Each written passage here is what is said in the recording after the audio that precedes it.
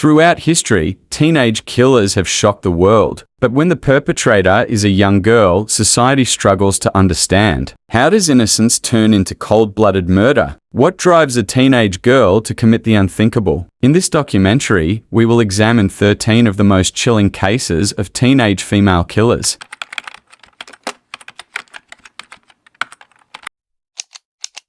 Brenda Ann Spencer, the school shooter who didn't like Mondays. It was a Monday morning like any other. The year was 1979. Children were lining up outside Cleveland Elementary School in San Diego, California. Some held their parents' hands, others chatted excitedly about their weekend. But at 8:30 a.m. the silence was shattered by gunfire. Chaos erupted. A man lay motionless on the ground. Children screamed, running for cover. Teachers dragged students inside, but the bullets kept coming. The shooter? 16-year-old Brenda Ann Spencer, a high school student with no history of violence until that day. From the window of her home across the street, Brenda had opened fire on the schoolyard, shooting indiscriminately. The principal, Burton Ragg, was killed while trying to save his students. A custodian, Mike Sucher, also lost his life. 8 children and a police officer were wounded. A reporter investigating the case asked, "Brenda, why are you doing this?" Brenda Ann Spencer, looking calm and almost bored, answered, "I don't like Mondays. This livens up the day." It was a statement that sent shockwaves across the nation. How could a teenage girl commit such an act? With no remorse, Brenda later surrendered after a police standoff. In her trial, it was revealed she had suffered neglect and abuse at home. But her lack of emotion, her chilling words, haunted the public.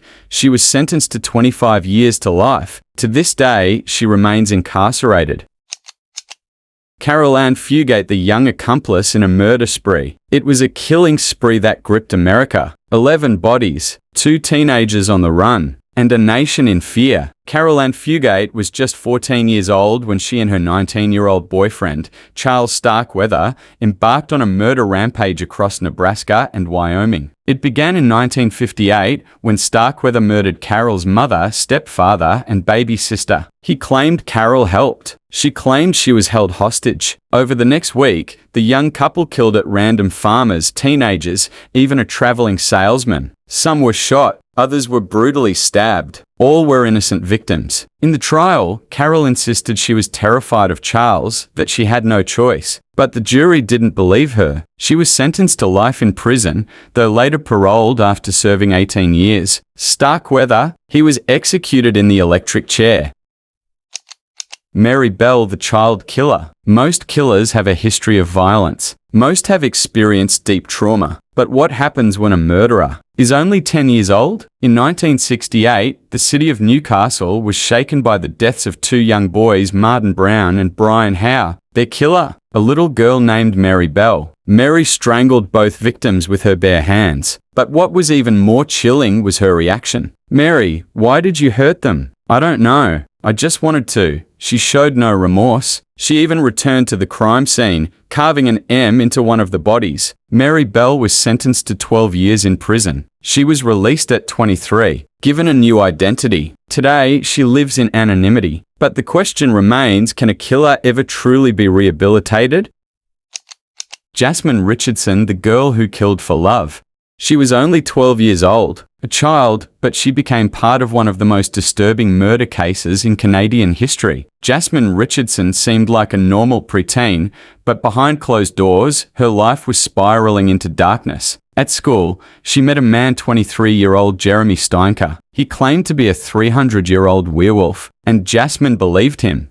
Their love was intense, and soon, deadly. On April 23, 2006, Jasmine and Jeremy executed a horrific plan. In the dead of night, they crept into her family's home. Jasmine's mother and father were brutally stabbed. Her 8-year-old brother, Jacob, pleaded for his life, but they killed him too. The most shocking part, Jasmine showed no remorse. The detective interrogating the case asked, "Jasmine, do you understand why you're here?" Jasmine Richardson, with a soft and calm tone, replied, "Yes, because of what we did." She was sentenced to 10 years, the maximum penalty for a juvenile in Canada. Today, she is free, living under a new identity. But what leads a 12-year-old to commit such unspeakable acts? Was she manipulated? Or was there always darkness inside her?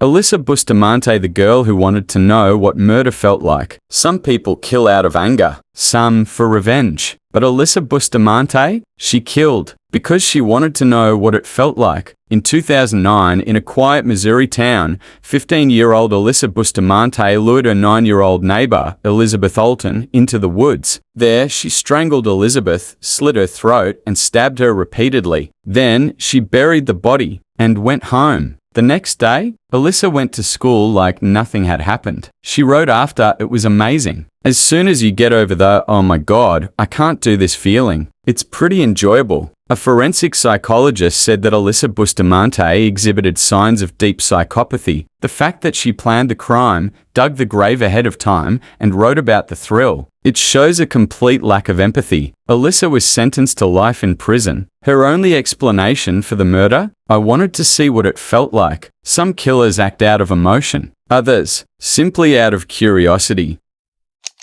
Kenny Kimes, the daughter who had a manipulative mother, Sante Kimes. Murder is rarely a family affair, but in this case, it was. A daughter was manipulated by her mother. A deadly partnership. A life of crime that escalated into bloodshed. Sante Kimes was no ordinary mother. She was a con artist, a manipulator, and ultimately, a murderer. And her greatest weapon? Her own daughter, Kenny. To the outside world, Sante seemed like a wealthy, sophisticated woman. But beneath the surface, she was a master manipulator, a fraudster who thrived on deception. For years, she built her empire on lies, credit card fraud, fake identities, stolen property. She had been arrested multiple times, but always found a way to talk her way out of trouble. And then, there was Kenny, the daughter she pulled into her twisted world. A child raised on deception, taught that lying, cheating, and stealing were just part of life. Sante never wanted Kenny to live a normal life. She kept her isolated. No school, no friends, just crime. By the time Kenny was in her 20s,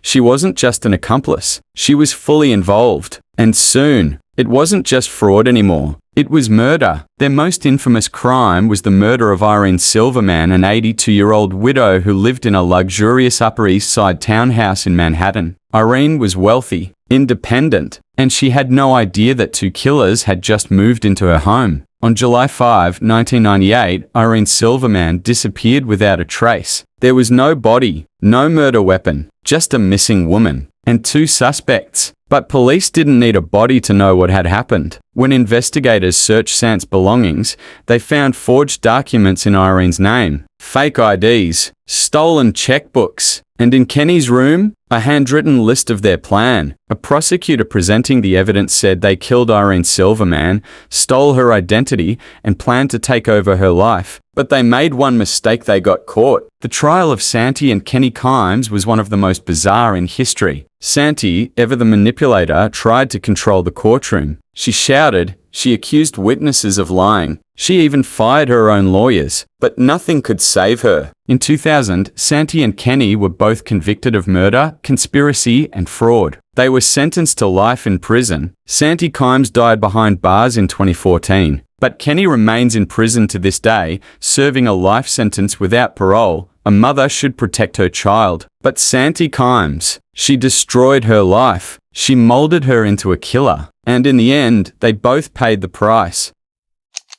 Lisa Michelle Lambert, the girl who committed a jealous murder. Jealousy is a powerful emotion. It can lead to obsession. It can lead to hate. And in 1992, for 17-year-old Lisa Michelle Lambert, it led to murder. Lisa Michelle Lambert had everything: a boyfriend, popularity, a future. But there was one thing standing in her way. Another girl named Laurie Show. Laurie was sweet, shy, and kind. But Lisa Michelle saw her as a threat. And in her mind, threats had to be eliminated. Lisa Michelle Lambert was dating a boy named Lawrence Butch Yunkin. But Butch had a dark side. He was abusive, controlling. Laurie told police that Butch had sexually assaulted her, but Lisa Michelle didn't believe her. Instead of supporting the victim, she turned against her. Lisa Michelle became obsessed. She stalked Laurie. She spread vicious rumors. She even called Laurie's house every night just to torment her. And then, one morning, She took it further. It was December 20, 1991. Laurie Show's mother left the house early for a hair appointment. She had no idea that when she returned, she would find her daughter dying on the floor. Laurie Show had been brutally attacked. Her throat slashed so deeply, she could barely speak. When her mother found her,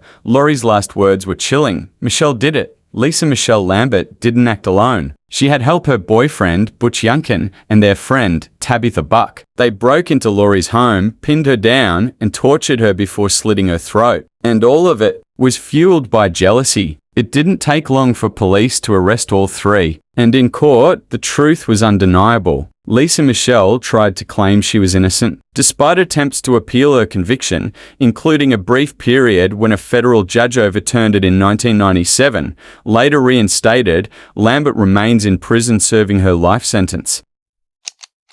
Elizabeth Haysom, the rich teen who had her parents killed. She was beautiful. She was brilliant. She had the world at her feet. But in 1985, Elizabeth Haysom turned her privileged life into something far darker. She didn't kill with her own hands. No, Elizabeth Haysom had someone else do it for her. But the blood of her parents was on her hands. Elizabeth Haysom was born into wealth and status. Her parents, Derek and Nancy Haysom, were well respected, well traveled, and well off. They gave their daughter everything. The best schools, the finest clothes, a future full of endless possibilities. But Elizabeth, she didn't want the life her parents had planned for her. She wanted freedom. She wanted passion. And in 1984, she found exactly what she was looking for. At the University of Virginia, Elizabeth met Jens Sinyang, a German-born honors student with a genius IQ. He was captivated by her. She was his first love. But their love, it was intoxicating. And soon, it became dangerous. Elizabeth and Jens were inseparable. But there was one problem. Her parents hated him.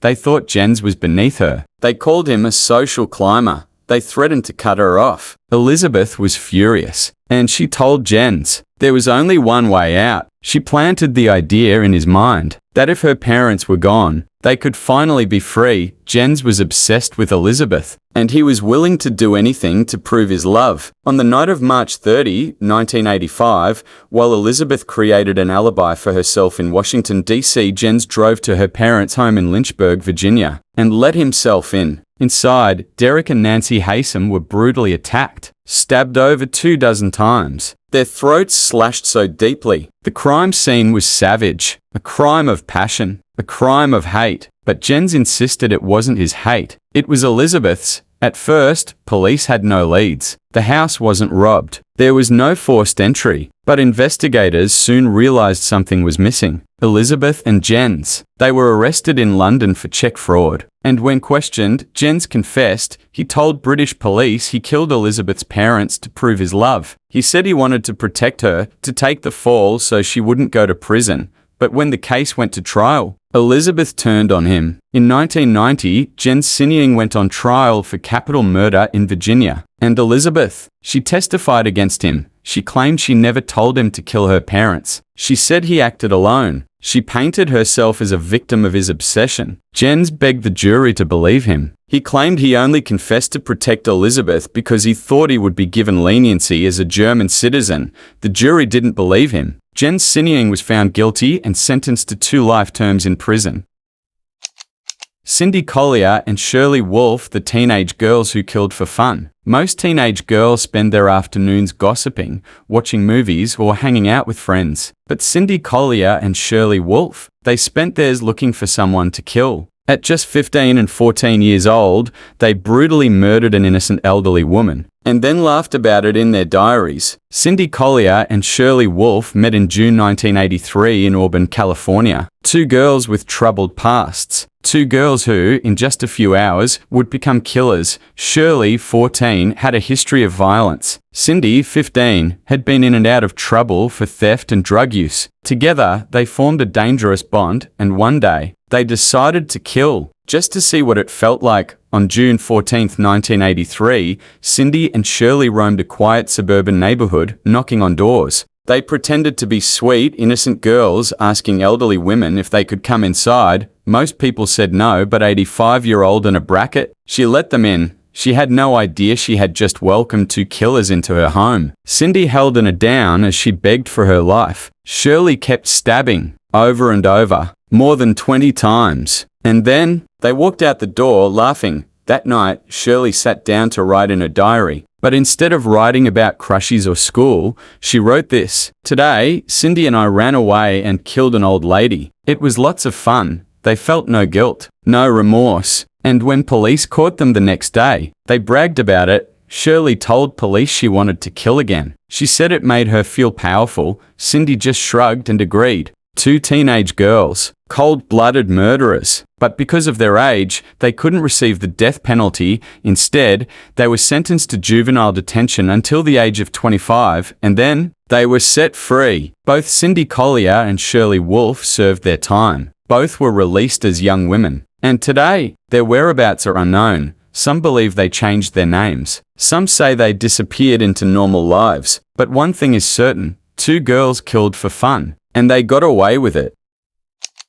Melinda Loveless, the jealous ex. 16-year-old Melinda Loveless was not the kind of girl you crossed. She was volatile, manipulative, and dangerously possessive. And above all else, she was obsessed with one thing: Amanda Heavrin. Amanda had once been Melinda's girlfriend, but their relationship had crumbled. When Amanda began showing interest in Shanda, Melinda's jealousy ignited into something far more sinister: rage, hatred, a desire to destroy the girl she saw as a threat. And so, she made a decision that would change everything. Melinda knew she couldn't act alone. She needed other girls willing to do what most couldn't even imagine. Laurie Tackett was the first, 17 years old, a girl fascinated by the occult, drawn to darkness, and utterly without remorse. If Melinda wanted to hurt Shanda, Laurie wanted to make it brutal. Hope Rippey and Tony Lawrence were next. Younger, only 15. Followers rather than leaders. They had no reason to hate Shanda, but they wouldn't stop what was coming. And so, the four girls came together. A perfect storm of jealousy, cruelty, and peer pressure. And with a single plan, they set out to kill. It was January 10, 1992. A Friday night like any other, but for Shanda Scherer, it would be her last.